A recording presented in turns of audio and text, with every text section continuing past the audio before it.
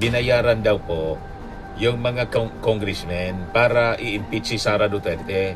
Sabi ni Isidre, pangalanan mo niya kung sino yung mga tumanggap ng bayad.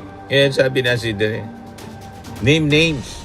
Yan yung hamon ni Isidre kay Amy. Pangalanan mo niya kung sino-sino yung binibribe, tumanggap ng bribe sa aming mga congressmen. Ano ka ngayon, Amy Marcos? Pangalanan mo daw. Umabot sa assassination plot. Yan ang nasa record. Yan ang dapat sagutin. Hindi yung gagawa ka ng diversion para malihis ang usapan sa tunay na issue. Correct. Lagi nilang binabago ang conversation, mga kababayan. Binabago yung kwento. The Senate impeachment trial would give the camp of Vice President Sara Duterte nagbabagang mga balita at pagtalakay sa mga isyu ng lipunan. Bulsa! Opinyon, banat at paglalantad sa katotohanan. Bulsa! What you see is what you get. You decide. Ito po mga kababayan, si Dante Maravillas. Pumusok po si Tingog Party List Representative Jude Isidre sa naging akusasyon po ni Senator Amy Marcos na binayaran daw po yung mga congressmen para i-impeach si Sara Duterte. Sabi ni Isidre, pangalanan mo niya kung sino yung mga tumanggap ng bayad.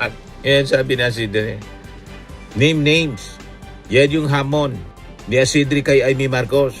Yun ang sinasabi natin. Pangalanan niya. Nag-record po ng video si Amy Marcos. Uy! Mainit pa rin ang panahon, mainit pa rin ang chismis galing sa Kongreso at Senado. Paano yung 3 little letters na sinasabi na FLR for later release, yung mga project na nakatenga for never release, tanggap na ng mga opisyal na wala talagang pera sa administrasyon. Walang project. Tignan ninyo, may nagpapatayo ba ng mga tulay? Meron bang mga road widening o di kaya bagong kalsada na binubuksan? Wala.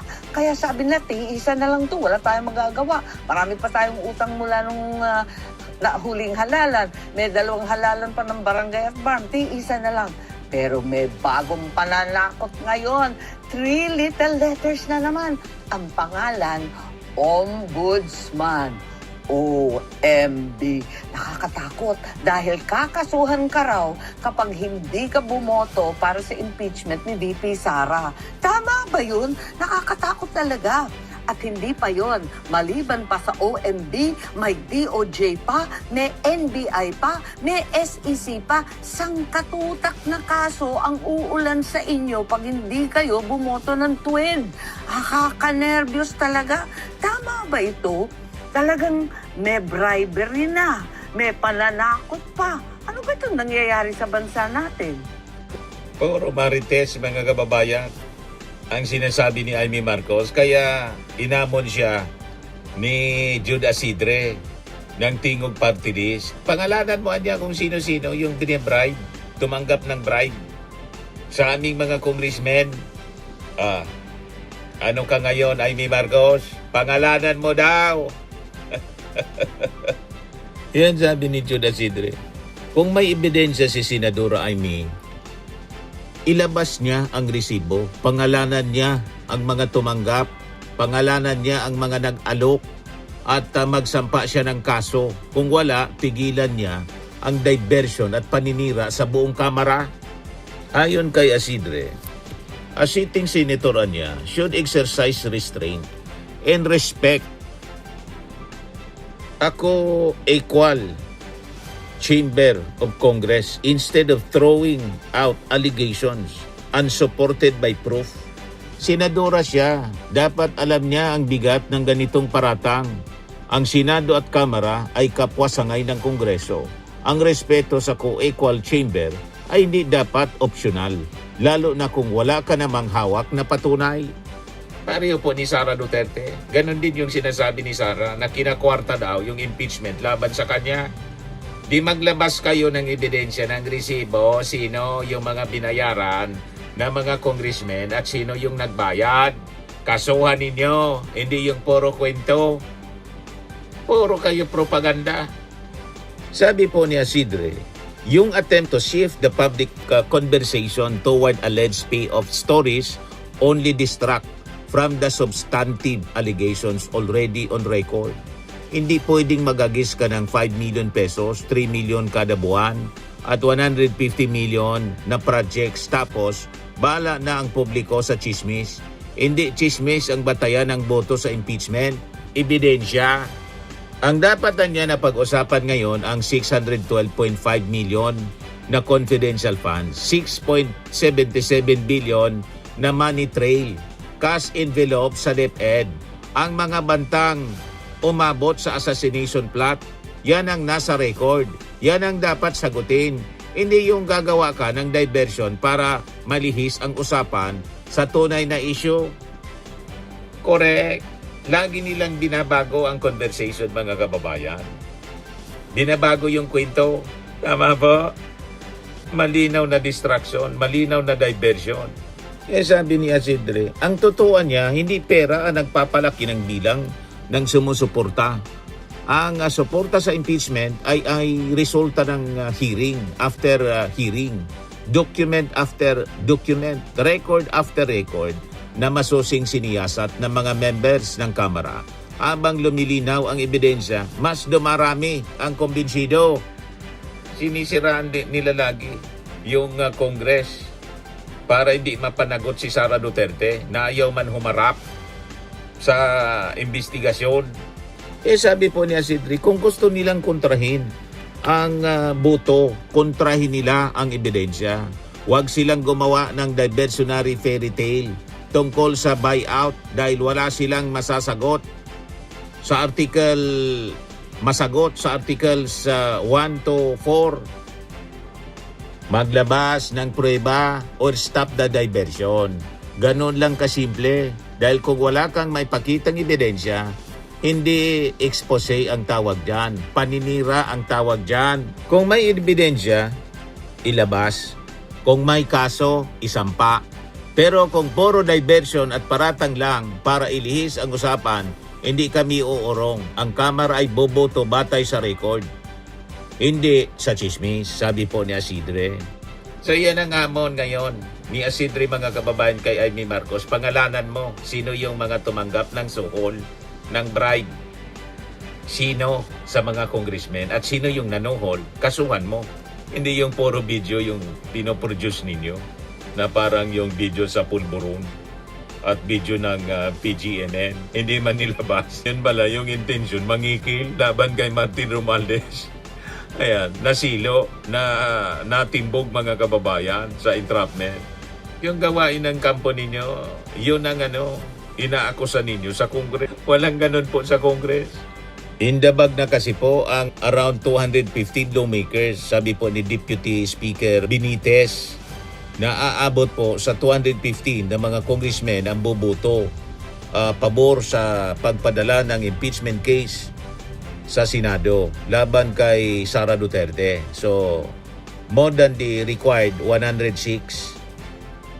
Sabi naman, mga kababayan, ni House Assistant Majority Leader Sia Alonto Adjong ng Lanao del Sur, the Senate impeachment trial would give the camp of Vice President Sara Duterte full opportunity niya na ipaliwanag niya yung 2 billion pesos na bank discrepancy tied to the Anti-Money Laundering Council or AMLAC reported 6.77 billion flag transactions.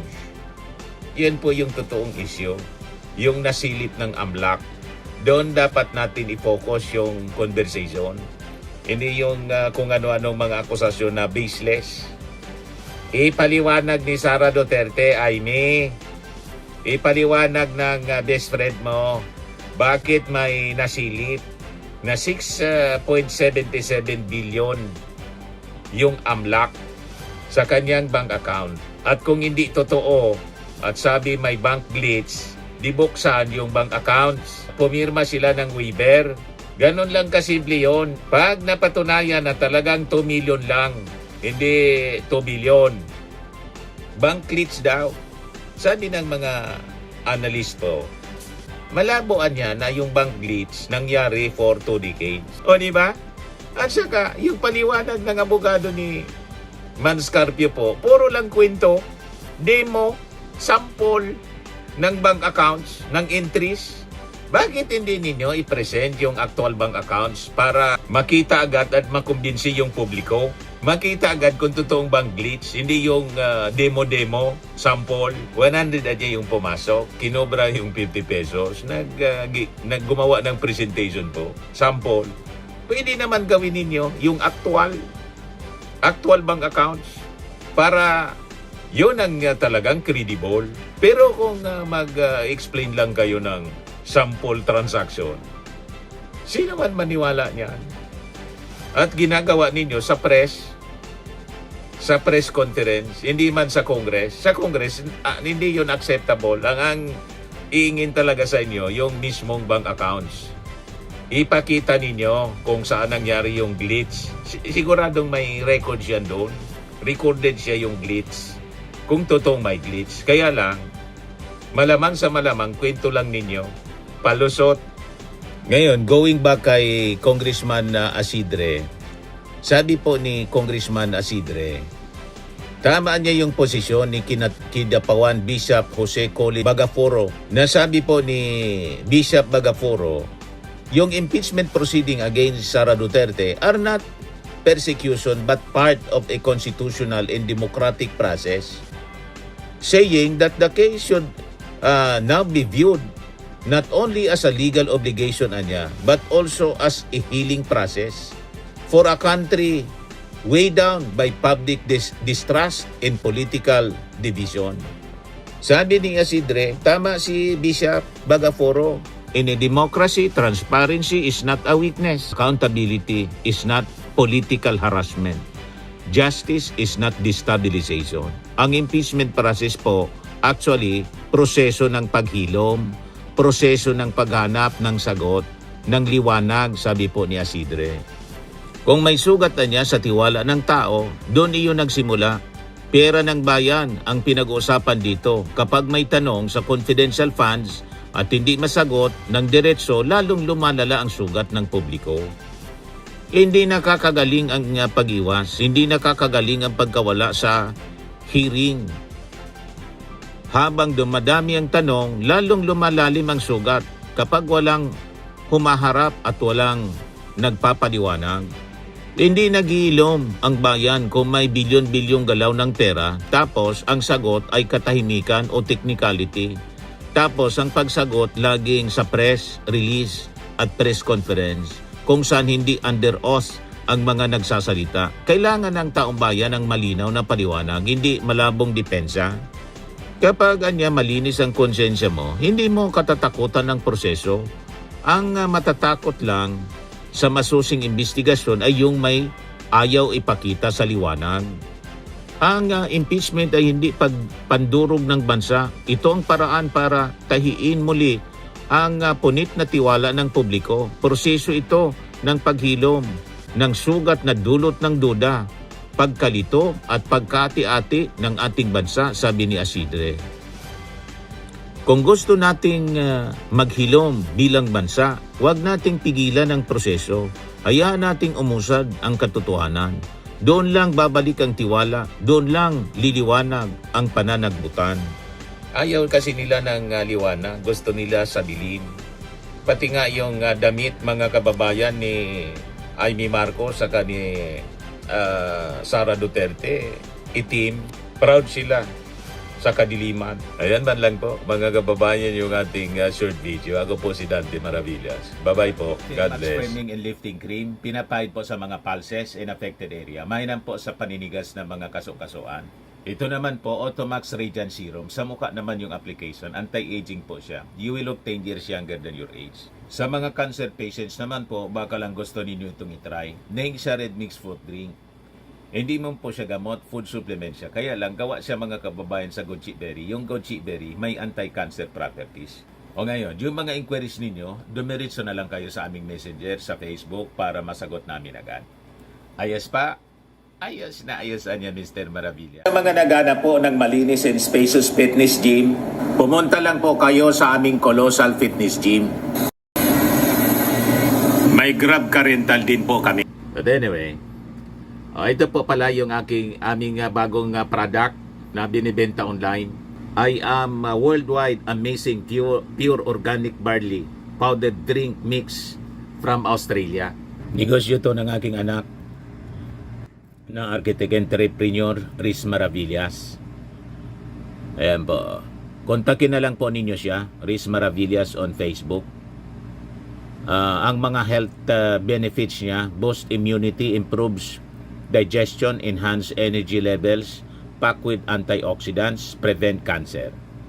Ito naman po yung bago naming product na binibenta online. Eye Glow Serum, whitening po siya. Tingnan ninyo yung epekto sa aking anak na architect before and now. Yung mga inquiries po ninyo, dumiretso na lang kayo sa kanyang Facebook account, Riz Maravillas.